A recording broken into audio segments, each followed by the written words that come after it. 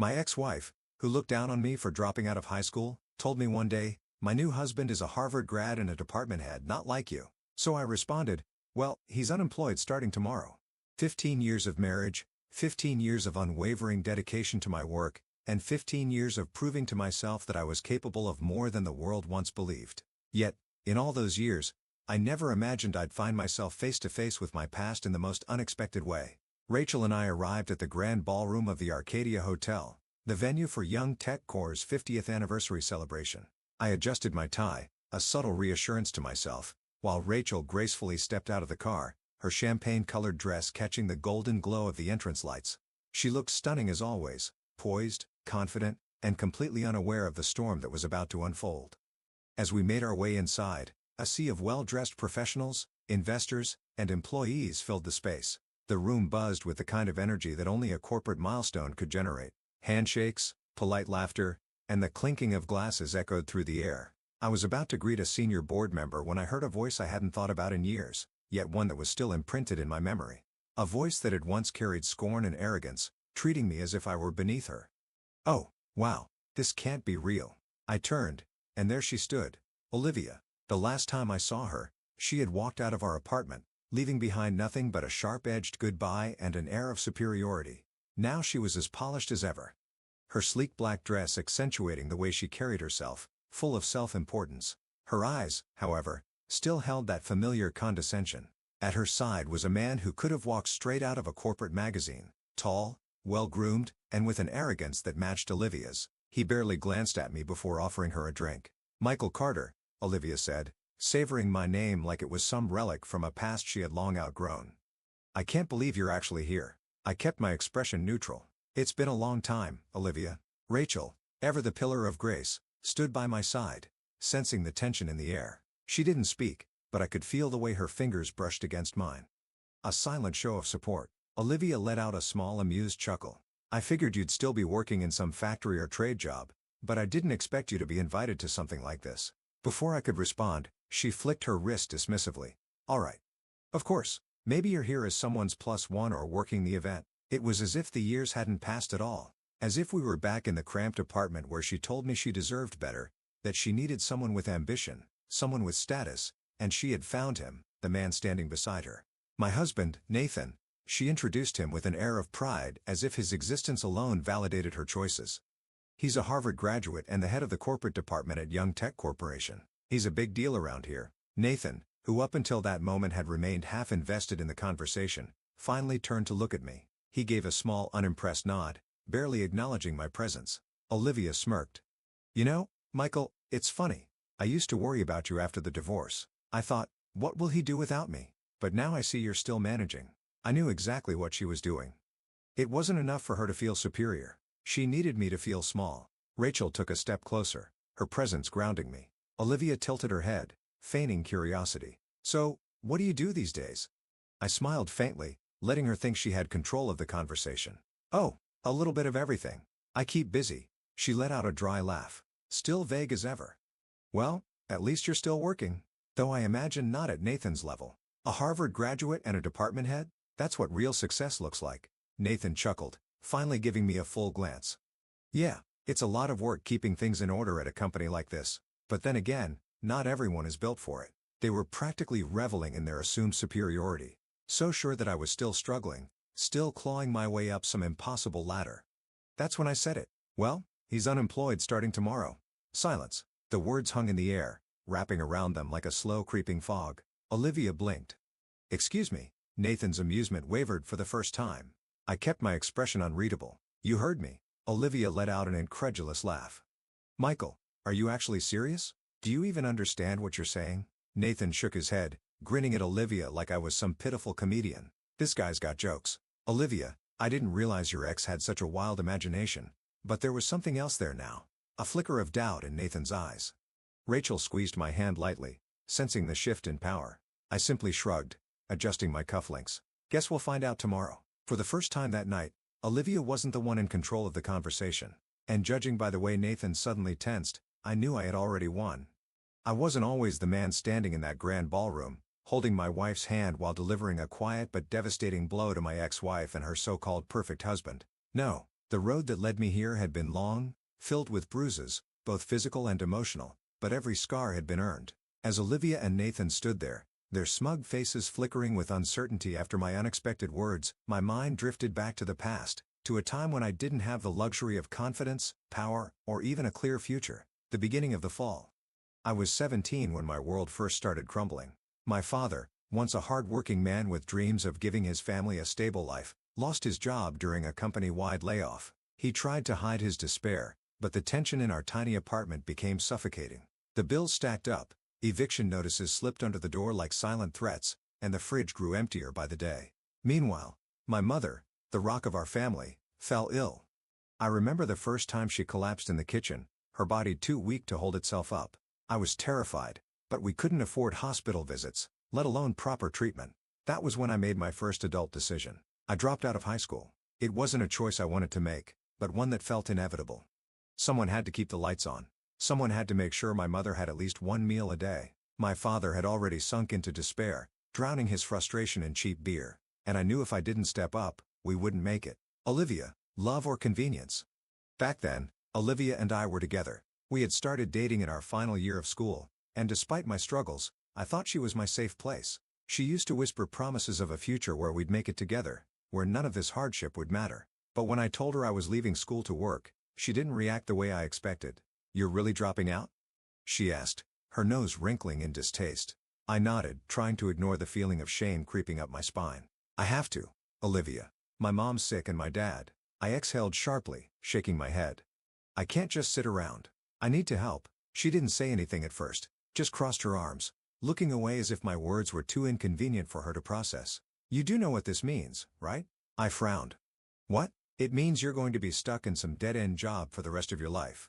She scoffed, flipping her hair over her shoulder. "You really think you can build a future without a diploma? Without college?" Her words hurt more than I wanted to admit, but I told myself she was just frustrated that maybe she was scared for me too. I clung to that belief for a while, the long hard years. I worked any job I could find, loading docks, kitchen shifts, janitorial work, anything that put money in my pocket. It was brutal, but I refused to feel sorry for myself. During those years, Olivia and I drifted apart. I noticed the way she avoided inviting me to gatherings with her friends, how she never wanted me to meet her parents. I convinced myself it was because she was busy, that she still cared even when she started making little remarks about my worn-out shoes or how tired I always looked. Then one night, everything became clear. I had just finished a grueling 16-hour shift at a local factory when I decided to surprise Olivia. I hadn't seen her in a week, and I wanted to remind her that despite everything, I was still fighting for our future. I knocked on her door, and when it swung open, Nathan was standing there. I still remember the way he looked at me, like I was something he had stepped on by accident. Olivia was behind him wearing the hoodie I had given her, but her expression was cold. She didn't even hesitate. "Michael, we need to talk." I already knew what was coming, but I listened anyway. She told me she was moving on, that she needed someone who could match her ambition, someone who wasn't stuck in a dead-end life. Nathan stood there smirking as she delivered the final blow. "You and I were never going to work. I deserve more than this." I walked away that night. My hands clenched into fists, not out of anger, but out of sheer frustration. Frustration that I had given her my heart, my trust, and it had meant nothing. A promise to myself. That night, I made a silent vow. I would never let anyone look down on me again. I threw myself into work, but I also enrolled in night school determined to finish what I had started. Every sleepless night, every grueling hour at work, I reminded myself that I was more than my circumstances. I found mentors along the way, people who saw my potential, who believed in me when I barely believed in myself. One of them, Mr. Lawson, pushed me toward engineering, telling me I had a mind built for problem solving. And he was right. By the time I was 25, I had earned my degree in mechanical engineering. By 30, I had secured a leadership position at Young Tech Corporation. By 35, I was on the board. And at 42, I was standing in a ballroom looking at the woman who once told me I'd never be anything. Back to the present. Olivia and Nathan were still standing there, their laughter long gone. I could see the gears turning in Nathan's head, trying to piece together whether or not I was bluffing. Rachel, ever the composed one, simply smiled beside me, sensing that I had already won. Olivia shook her head. "You're lying." I smirked. "Am I?" Nathan forced a laugh. "I don't know what kind of game you're playing, but I assure you, my position here is solid." I let out a small chuckle, shaking my head. "We'll see." And with that, I turned and walked away. leaving them standing there with the first taste of the humiliation they had once so eagerly fed me. Tomorrow, the real reckoning would begin. I wasn't supposed to be here. Not according to the world, not according to Olivia, and certainly not according to the version of myself that once stood in front of a factory gate, unsure if I had a future at all. But here I was standing in an elegant ballroom wearing a custom-tailored suit, my wife's hand resting lightly in mine, and my former tormentors staring at me in disbelief. Olivia, my ex-wife, the woman who once dismissed me as a failure, and Nathan, the man she replaced me with who was about to lose everything. Yet none of this happened overnight. No. My journey had been long, painful, grueling, and at times nearly unbearable. And every step had made me the man I was today. When I first stepped into the factory, I wasn't thinking about success. I was thinking about survival. The air was thick with the scent of oil and metal, the rhythmic clanking of machines creating an almost hypnotic atmosphere. I was just another young worker in a sea of faces, all of us wearing the same grease-stained uniforms. I started at the bottom, assembling parts, cleaning machinery, doing the work no one else wanted to do. I never complained. Complaining wouldn't put food on the table. I worked hard, harder than anyone else because I had no other choice. The older men at the factory used to tell me, "Kid, don't kill yourself over this job. No one cares how hard you work," but I cared. Every bolt I tightened, every circuit I examined, every machine I repaired, I made sure to do it better than the last time because I wasn't just working. I was learning. I studied the way the machines functioned, asked the senior engineers questions whenever they'd let me, and spent my nights reading old technical manuals I found discarded in the break room. Slowly, I began to understand the inner workings of the factory, not just as a worker, but as a problem solver. And then one day, opportunity knocked. It was late, long after the usual shift had ended. Most of the workers had gone home, but I had stayed behind to help an old supervisor, Mr. Lawson, fix a failing machine. He was cursing under his breath, rubbing his temples as he stared at the malfunctioning equipment. "We're gonna need a specialist for this," he muttered, "and that's gonna cost money we don't have." I had been observing for hours, quietly taking notes in my head. I knew what was wrong. "Sir," I said cautiously, "I think I can fix it." He looked at me, skepticism clear in his tired eyes. You've been here what, 2 years? 3, I corrected, rolling up my sleeves. "Let me try." I had nothing to lose. He sighed but stepped aside. "Go ahead, kid. If you break it worse, it's your funeral." I worked fast, retracing the problem from the faulty wiring to a misaligned belt that no one had thought to check. 30 minutes later, the machine whirred to life. Lawson stared at it, then at me, then back at the machine. "Son of a, how the hell did you do that?" I shrugged. "Just been paying attention." From that night on, everything changed. Lawson took me under his wing. He taught me things beyond the factory floor, engineering principles, machine design, efficiency optimization. He made me see that I wasn't just meant to be another laborer. One day, after I had successfully diagnosed another factory issue before the specialists even arrived, he sat me down and said, "Michael, you ever think about going back to school?" I laughed. "I don't have the time or the money." "Well, that's a damn shame," he said, "because you're smarter than half the people running this place. And if you don't use that brain of yours, you're wasting your life." His words stayed with me. That night, I applied for night school. It wasn't easy. I worked my shifts, studied until dawn, and repeated the cycle. I barely slept, but I refused to quit. Years later, when I graduated with a degree in mechanical engineering, Lawson was there, standing at the back of the hall, grinning like a proud father. After getting my degree, doors started opening. I was promoted from the factory floor to an engineering supervisor, then to plant operations manager, then to senior director of engineering. I didn't just work, I innovated. I developed new efficiency models that saved the company millions. I spearheaded automation improvements that put young tech ahead of its competitors. And then the CEO, an old-school businessman named Mr. Langston, noticed me. "You're not just an engineer, Carter," he told me. "You think like a leader." He made me a board member at Young Tech despite the fact that some of the other executives scoffed at my working-class background. But Langston didn't care about pedigree. He cared about results. When he retired, he didn't choose one of the Ivy League suits to take over. He chose me. And now here I stood, the CEO of Young Tech Corp., the very company Olivia's husband thought he controlled. I looked at them. Olivia, still clinging to the illusion of superiority, and Nathan, slowly piecing together his impending doom. The irony was delicious. Olivia had left me because she thought I had no future. Nathan had taken my place, believing he was the better man, and yet, I was the one in power. I glanced at Rachel. She didn't say a word, but I could see the pride in her eyes. She had met me when I was still climbing, when I had nothing to prove but everything to gain. Unlike Olivia, she had believed in me, not because of a title, not because of wealth, but because of the man I was becoming. That more than anything made my success feel complete. And as Nathan's forced laughter faded into silence, I knew this was just the beginning. Tomorrow, the real humiliation would begin. After I delivered my cryptic statement, "Well, he's unemployed starting tomorrow," the air between us thickened. Olivia blinked, a flicker of uncertainty flashing in her eyes. "But Nathan." He laughed. Loud, arrogant, and dismissive. "You've got quite the imagination," Nathan said, swirling the whiskey in his glass. "Let me guess, Michael. You work security here? Or maybe you're part of the catering staff. No offense, but you don't exactly fit the corporate mold." He smirked, glancing at my suit as if it was borrowed. He had no idea. Olivia leaned into him as if to absorb his confidence and gave me a familiar, condescending look. The same one she used to give when she told me I wasn't going anywhere in life. "Michael always had this habit of dreaming big," Olivia said, her voice dripping with amusement. "Even when we were together, he used to talk about making something of himself. It was cute, really." Rachel, standing by my side, squeezed my hand lightly. It was a small gesture, but one that grounded me. I could feel her unspoken support, her silent message, "Don't let them get to you." I smiled, not out of amusement, but because I already knew how this was going to end. "That's right, Olivia," I said calmly. "I've always believed in aiming high, and I guess in some ways, I owe you thanks for pushing me to do better." She tilted her head. "Oh, if you hadn't left me, I might not have been as motivated to succeed." For the first time, she hesitated. That wasn't the response she had expected. Nathan chuckled again, shaking his head. "Man, this is priceless. Olivia told me all about you. How you barely scraped by after high school. How she had to carry you for years. Sounds exhausting." Olivia grinned, sipping her wine. I kept telling him to be ambitious, to take risks, but some people are just stuck."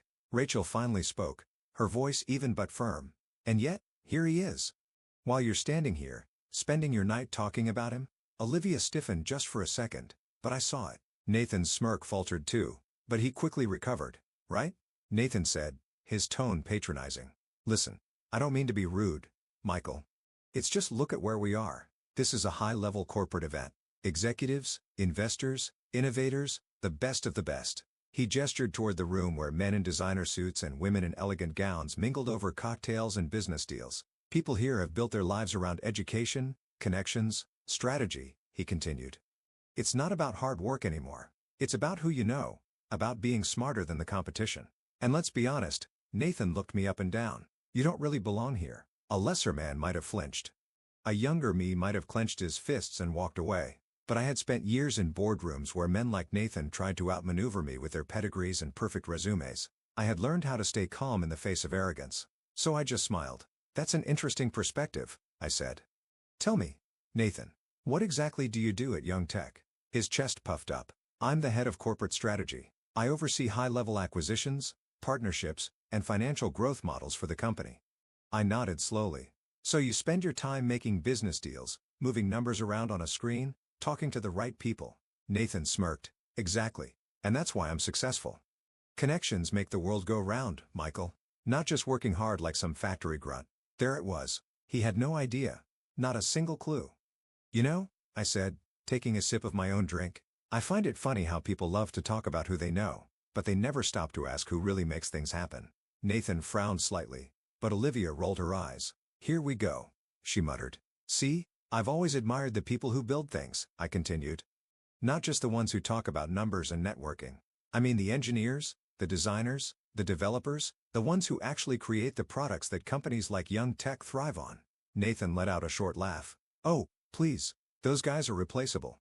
There are thousands of engineers out there. But the ones who close the big deals, the ones who control the money, those are the real decision makers." I tilted my head. "Are they?" Nathan's confidence wavered for the first time. Rachel smiled, catching on to what I was doing. "Let me ask you something, Nathan," I said, my voice still perfectly composed. "What would happen if Young Tech lost its best engineers? Its top developers? If, say, the entire research and development department decided to walk out tomorrow?" Nathan scoffed. "That would never happen. But if it did," he hesitated. "I mean, we'd hire new ones. Adjust. Adapt." "Really?" I nodded. "And how long would that take? 6 months? A year? Maybe more? And what happens to the revenue in the meantime? What happens to the stockholders? The investors? The board? Nathan's smirk was gone now. I took another step closer, lowering my voice just slightly. And what if the CEO, the one person who actually understands how every department functions, the one person who actually built the company's biggest innovations, decided you weren't necessary anymore? Nathan's face paled. I leaned in just enough so that only he and Olivia could hear. Because let me tell you something, Nathan, I said, voice deadly calm. You don't run Young Tech. You don't own Young Tech. You're just an overpaid middleman playing business executive. And tomorrow morning, you're going to find out just how little you actually matter. Nathan swallowed hard. Olivia looked between us, her confident mask slipping. You're lying, she whispered. I straightened up, smiling again. Am I? A moment of silence stretched between us. Then the room's microphone buzzed to life. Ladies and gentlemen, we'd like to welcome Young Tech Corporation's president and CEO, Michael Carter, to the stage for his opening remarks. The color drained from Olivia's face. Nathan froze, his expression shifting from arrogance to sheer disbelief. I turned away from them without another word and walked toward the stage. As I stepped up, the applause rang out and I could feel their eyes on me. The stunned, speechless humiliation. And I hadn't even started yet. The moment my name was announced, the applause erupted. The room filled with the highest executives, investors, and respected figures of Young Tech Corp turned their attention to the stage. I adjusted my tie and strode forward, each step deliberate, each movement carrying a quiet authority that could no longer be questioned. The murmurs followed. Low voices buzzing with realization, with surprise, with admiration, but I wasn't focused on them. I was focused on Olivia and Nathan. I didn't have to turn around to know what was happening behind me. I could picture it clearly. Olivia, standing frozen, her perfectly constructed image of superiority crumbling before her eyes. And Nathan? I could almost hear the way his breath hitched, the sudden weight of dread pressing down on his shoulders as he realized fully and completely what I had meant when I said he'd be unemployed tomorrow. The arrogance he had worn like armor was now useless because suddenly